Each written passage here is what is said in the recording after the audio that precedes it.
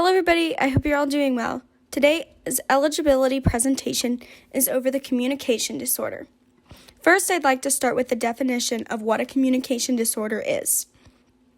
A communication disorder, defined by the American Speech Language Hearing Association, is an impairment in the ability to receive, send, process, and comprehend concepts or verbal, nonverbal, and graphic symbol system. IDEA says that speech or language impairments are under communication disorder categories. This includes the following: stuttering, impaired articulation, and voice impairment. There is a variety in the severity. Some children may have a speech impairment, a language impairment, or both. Two types of communication disorders: speech impairment and language impairment. A speech impairment has three defining characters. It calls attention to itself, interferes with communication, and provokes distress in the speaker or listener. There are three types of speech impairments: articulation disorders, fluency disorders, and voice disorders. An articulation disorder involves errors in the production of speech. For example, when a child tries to say something like, "The soup is good," it'll come out like, "The foop is good." A fluency disorder involves difficulties with the flow or rhythm of speech. There are two types: stuttering and cluttering. Stuttering is rapid-fire repetitions of sound, and cluttering is excessive speed rate or extra sounds. For example, when a child tries to say, "Did you eat?" it'll be expressed as "G." Voice disorders involve problems with the quality or use of one's voice. There is a variety of types that range in severity. This could be as severe as having no voice, or a more milder case would just be having a raspy and hoarse-sounding voice. Next, language impairment. Language impairment is an impaired comprehension and or use of spoken, written, or other symbol systems. It involves the form of language, the content of language, and the function of language and communication on any combination. The form of language involves phonology, morphology, and syntax. For an example, syntax, which is the arrangement of words and understanding how meanings change when word order changes. A child would not understand the difference between "help my chicken eat" versus "help eat my chicken." Even though it's the four same words, they would not understand how the meaning changes when those four words are mixed up. Next, the content of language deals with semantics, which is the cognitive meaning of words. So, for example, knowing the difference between the different types of hot as in temperature and hot as in a person's athletic performance. Next, the function of language and communication in any combination deals with pragmatics, which is the social use of language. So knowing the difference between speaking with adults versus speaking to a babe. There are two types of language impairments: receptive language disorder and expressive language disorder. Receptive language disorder, an example would be struggling learning the days of the week in order. An example of expressive language disorder would be having limited vocabulary for their age and saying sounds in the wrong order. Causes of communication disorders. I broke it down into language disorder causes and speech impairment causes. So first, language disorder causes involve developmental and intellectual disabilities, autism, traumatic brain injury, child abuse and neglect, hearing loss, and structural abnormalities of the speech mechanism. Two types of speech impairment causes are cleft plate and dysarthria. Cleft plate is the paralysis of the speech muscles, absence of the teeth, craniofacial abnormalities, enlarged adenoids, and traumatic brain injury. Dysarthria is a group of speech disorders caused by neuromuscular impairment in one of the following categories: respiration, phonation, resonation, and articulation. Next, I'd like to talk about the prevalence of communication disorders. Speech and language impairments are the second largest category after learning disabilities.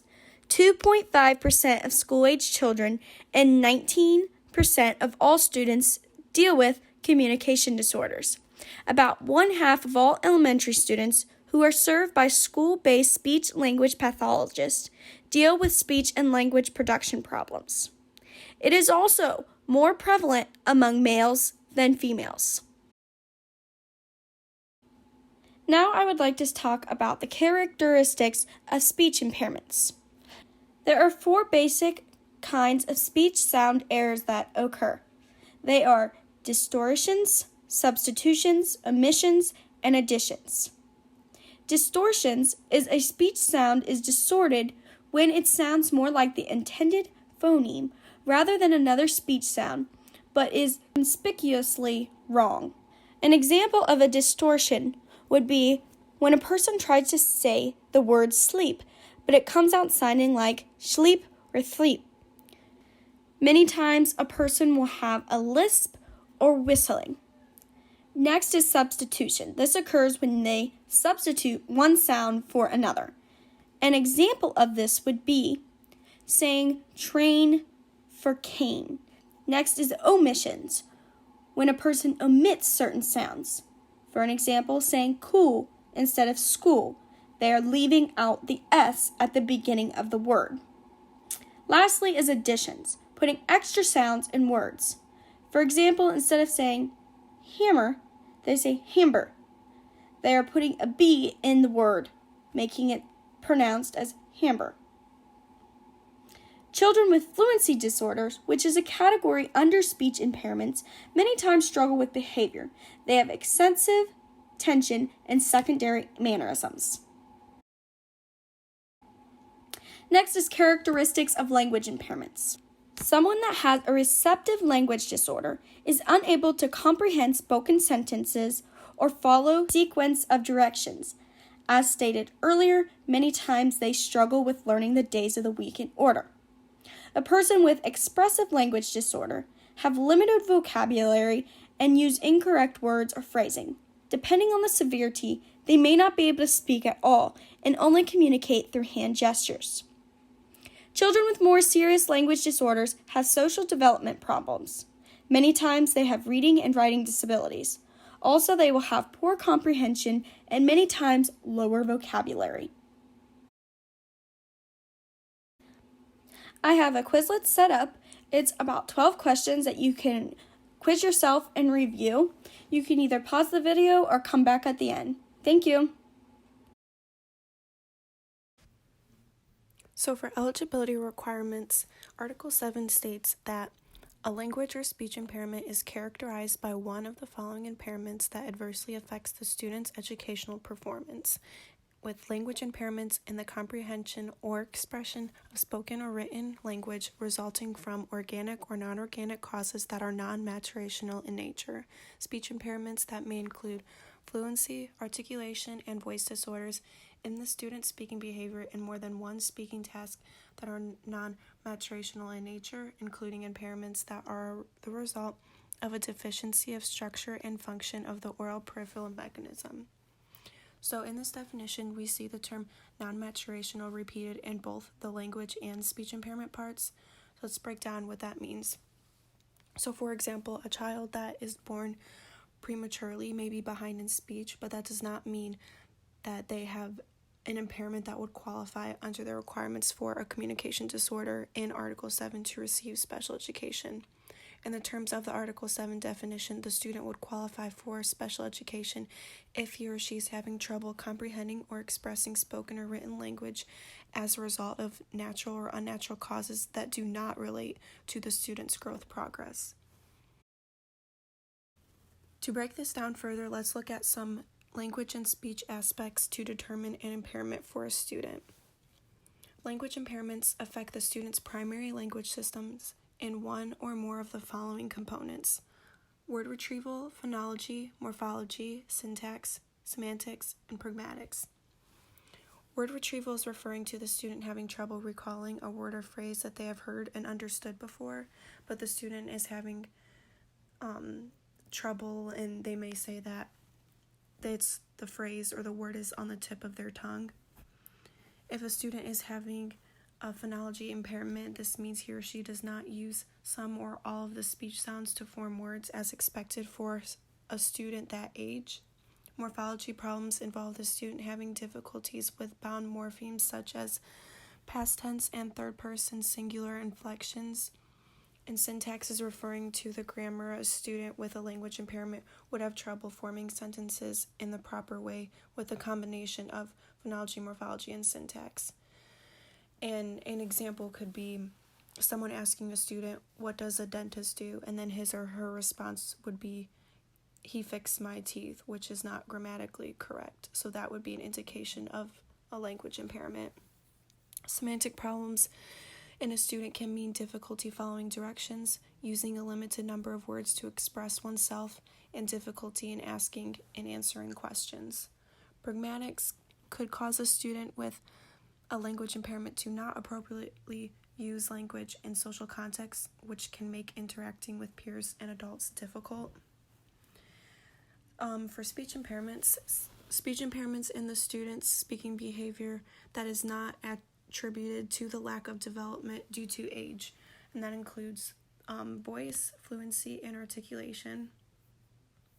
So in spotting some signs for those, articulation would be maybe the student says, "I read a book," instead of saying, "I read a book." And then a sign for voice, if someone sees concerns that like the voice is too soft or too loud, or it's harsh, poor quality, and then pitch breaks may occur frequently, and indications of concern. And fluency would be the child exhibiting tension during speech or avoiding speaking situations due to a fear of stuttering. The student's CCC will determine whether the student qualifies for a special education with a communication disorder. The CCC's decision is based on an educational evaluation that includes different observations and assessments and other gathering of information.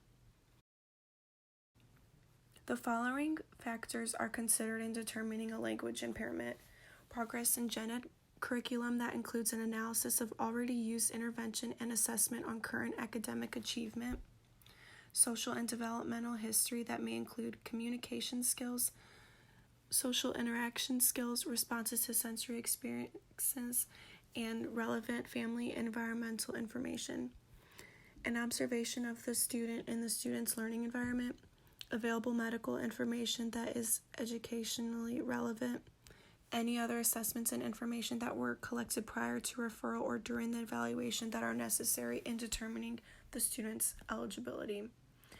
And something that's very important to note is that a student is not eligible for a special education and related services under the qualifications of a communication disorder because his or her native language is not English. So just because their native language is not English, that does not mean that they automatically qualify for a special education if they're having trouble communicating because that's not their native language. A speech impairment determination involves the student's assessment on his or her skills in articulation, fluency, and voice. The following assessments of the student will also take place: current academic achievement, social and developmental history, including communication skills, social interaction skills, oral motor skills, responses to sensory experiences, relevant family and environmental information, observation of speech completed by a pathologist. If an organic cause is the suspected cause of the speech impediment, this will require a statement from a physician. Any other assessment and information collected prior to referral or during evaluation necessary for determining the eligibility. So this activity will assess your knowledge on the eligibility requirements for a student if they have a communication disorder. So you're going to answer the following statements that and see if it's true or false. And then the next slide will indicate if you have those answers correct.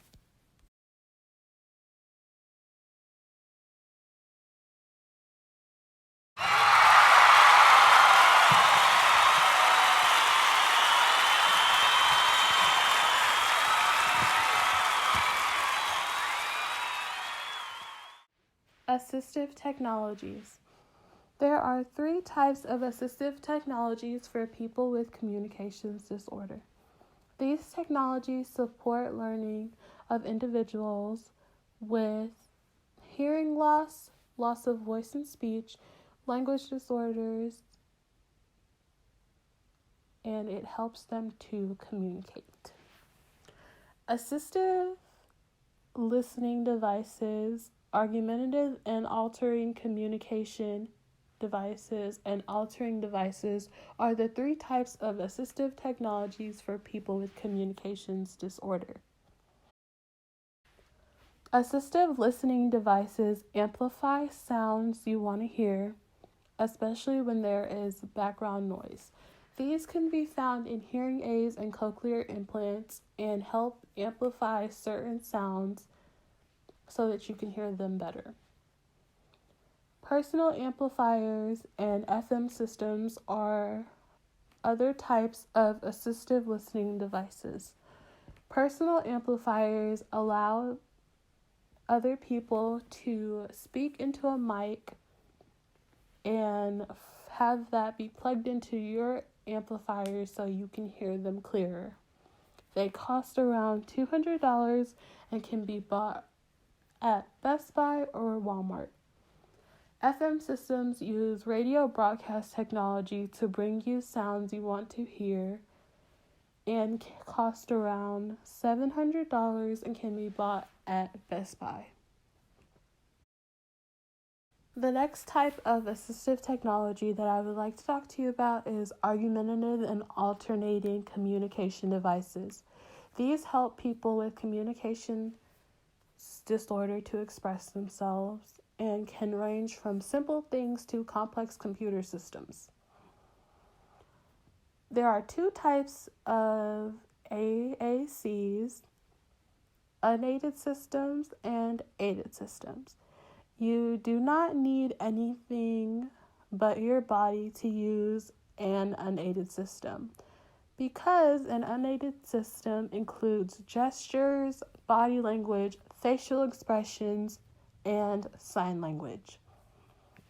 The next type is aided systems, and aided systems can be some sort of tool or device. There are 2 types of aided systems, basic and high-tech. Basic systems can be simple things such as pen and paper to write down and communicate what you want to say to another person, whereas high-tech aided systems can be computer screens that speak for you and otherwise communicate what you are trying to say to another person. They can speak a different language and are speech generating devices. They range from $1 to $3,000 and are one of the more expensive assistive technologies. They can be bought at Walmart or Rehab Mart, which is a place where you can buy technologies to help with rehabilitation. The last type of assistive technology that I want to talk about is altering devices. These can be connected to doorbells, phones, or alarms and emit sounds and blinking lights to help people with hearing loss or sight loss. There are a few types. Some are alarm clocks for hearing impaired, which have built-in strobe lights or bed shakers to wake you up in the morning. These cost from $20 to $200 and can be bought at Walmart or Hearing Direct. And then there are other types like doorbells and phone signalers, which can range from simple flashing strobe lights to a system connected to your phone or one with its very own receiver. These can cost from $10 to $150 and can be bought at Hearing Direct. My last slide is my activity, which is a Kahoot that has 10 questions, basically going over the things that I mentioned within my slides. Instructional strategies and accommodations for teaching to children with communication disorders. One instructional strategy is to provide targeted and specific feedback to the student. This helps students know what they're doing well and what they need to improve on so that they may make adjustments to their work. It is helpful to build the student's vocabulary. Vocabulary is a building block of learning, and later you will do an activity using steps that are good in working to build a student's vocabulary and helping a student truly understand a word. Naturalistic intervention is a common strategy used to teaching children. Some of these things include teaching when the child is interested, teach what is functional for the student at the moment, and stopping when both the student and the teacher are still enjoying the activity. This approach creates lots of opportunities for learning and follows the student's own initiative. Some examples to increasing opportunities is placing an object that the student wants out of reach so that they must communicate to receive it, or asking the student to make choices about what they want to do. Some accommodations that you can make for a student in your classroom and on tests. One in a classroom that is very helpful is allowing the students to use a story map or graphic organizer.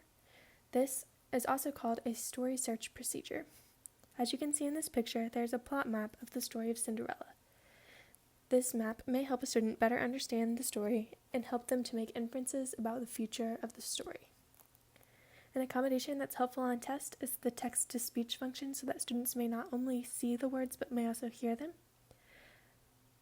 There is a permissive mode to allow the student to access assistive technology device if this is useful for them, and an alternated indication of response.